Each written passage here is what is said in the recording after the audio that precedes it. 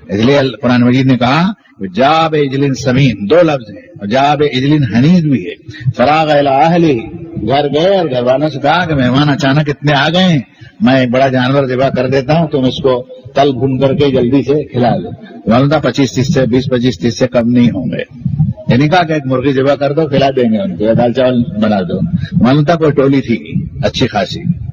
اور ابراہیم علیہ السلام نے جب کھانا پیش کیا، فلما رأت ایدیہم لا تصل الیہ، کھانا پیش کیا تو دیکھا کہ ہاتھ بڑھ نہیں رہا کھانے، فوجس فی نفسہ، اپنے جی میں ڈر گئے۔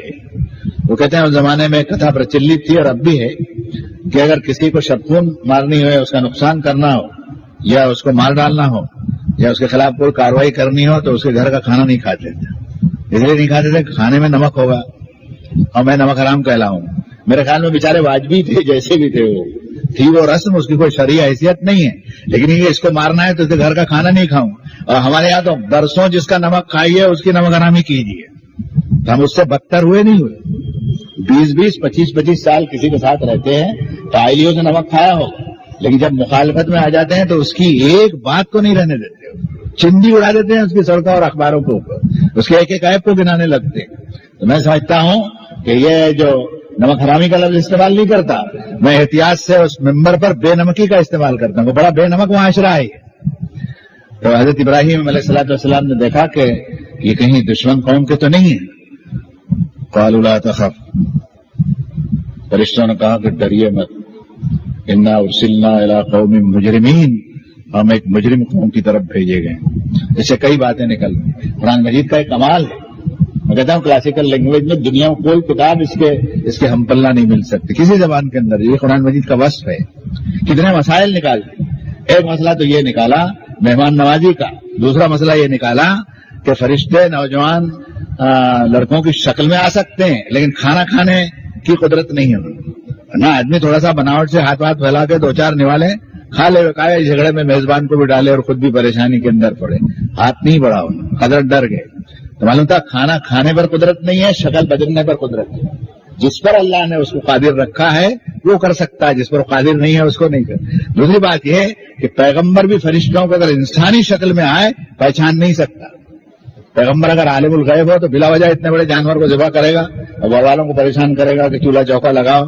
وقت بے وقتی آئے ہوں گے، کوئی کھانے 12 بجے کے وقت تھوڑی آئے ہوں گے، کسی بھی وقت آئے ہوں گے، ان کا جو آنے کا وقت ہوگا وہ۔ عورتوں کو خاص طور پر بے وقت کھانا پکانے میں بڑی زحمت ہوتی ہے۔ اچانک جب مہمان آ جاوے، کئی 2 بجے رات کو آ گیا تو بڑی پریشانی ہوتی ہے۔ اتنی پریشانی مول لینے کی کیا ضرورت ہے؟ میں تو عالم الغیب ہوں، پہچان گیا، بچوں نوجوان لڑکے کی شکل میں ہے لیکن ہے تو اللہ کا فرشتہ، کیا بات کر رہا ہے؟ یہ ہمارے یہاں ڈھونگی جو ہیں، نہ تو قرآن شریف پڑھتے ہیں نہ قرآن کی ہوا لگی ہے، دنیا بھر کی چوپڑیاں لیے گھومتے ہیں، ان کو یہ نہیں معلوم کہ اللہ تعالیٰ کی کتاب جو ہے اس کی ایک ایک آیت کے اندر کتنے کتنے فلسفے اور راز کھلتے ہیں، زندگی کے، عمل کے بھی اور علم کے بھی۔ ایک بات تو یہ ہوئی، انہوں نے کہا کہ ہم تم کو بشارت دینے کے لیے آئے ہیں۔ بشارت دے دی حضرت ابراہیم علیہ السلام کو، لڑکے کی بشارت دے دی، اور اسحاق کے بعد یعقوب کی بھی بشارت۔ بیوی صاحبہ پردے میں تھی، ماتھا پیٹتی ہوئی باہر آ گئی، معلوم ہو گیا فرشتے ہیں تو اب پردہ نہیں رہا ان سے، معلوم ہو فرشتے ہیں تو فرشتوں سے پردہ نہیں، چاہے وہ انسانی شکل میں آئے یا اپنی اصل شکل میں۔ اصل شکل میں تو کوئی غیر پیغمبر دیکھ نہیں سکتا۔ فسکت وجہ وقالت عجوز حکیم، ماتھا پیٹتی ہوئی آئی اور کہنے لگے میں بڑھیا بھائی ہوں، مجھے لڑکا ہوگا۔ تو فرشتوں نے بات کی حضرت ابراہیم علیہ السلام کی بیوی صاحبہ سے، قالوا اتعجبین من امر اللہ رحمت اللہ وبرکاتہ علیکم اہل البیت انہ حمید مجید، کہ بیگم ابراہیم کیا تمہیں اللہ کی قدرت میں کوئی تعجب معلوم ہوتا ہے؟ تم بڑھیا بانجھ ہو تو کیا ہو، پروردگار کا حکم ہے، لڑکا ہوگا اس کو، اور آپ کو اور بشارت دے دی اس کو۔ اب برائے اسحاق یعقوب، بیٹے کی برائے بشارت دی، بیٹے کے ساتھ پوتے کی بھی بشارت دی تھی، حالانکہ بہو ابھی آنے کی تھی، اس کو علم غیب کہتے۔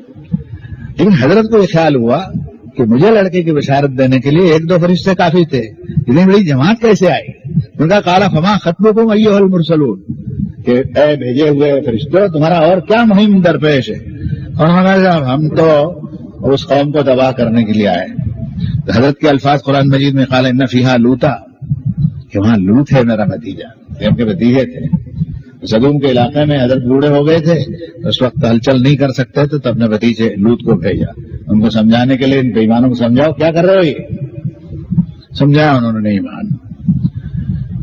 حضرت لوط علیہ الصلوۃ والسلام کا اب بھی ٹوٹے پھوٹے دور میں بھی بائبل کے اندر تذکرہ ہے، اور حضرت ابراہیم کی ایک چھوٹی سی تقریر بھی ہے۔ مجھے افسوس کے ساتھ کہنا پڑتا ہے کہ مذہبی ڈیوائس نے، چودھریوں نے، یہ روحانوں نے، یہ گوشاگیر سنیاسیوں نے، اور یہ سادھوؤں نے، اور یہ مذہب کے ٹھیکیداروں نے کیا کیا کہ ہم جنسی کے فعل میں سب سے زیادہ یہ مبتلا ہوئے۔ یہ کہنے کی اجازت دیجیے کہ کوئی مٹھا اور کوئی بھجنالیہ، حتیٰ کہ کوئی چرچ اس سے محفوظ نہیں ہے آج کے دور کے اندر، اور یہ ایک ہسٹوریکل فیکٹ ہے، ریکارڈ کے، دنیا کے ریکارڈ کے اندر بات آ گئی کہ پوپ جیسے کو یہ کہنا پڑا کہ کیا کر رہے ہو۔ آپ سمجھے اس بات کو؟ یہ ایسے بھیانک جرم ہو رہے ہیں جس بھی بنا پر زلزلے آتے ہیں اور زمین الٹ پلٹ کر دیجیے۔ اب یہ جب جانے لگے تو بائبل میں یہ بیان آتا ہے، کتاب کا حوالہ میں نہیں دے سکوں گا اس لیے ایک اچانک چیز ہو گئی، لیکن الحمدللہ وہ چیز ہے اور میں نے تفسیر میں اس کو لکھا بھی ہے، وہاں دیکھ سکتے ہیں آپ۔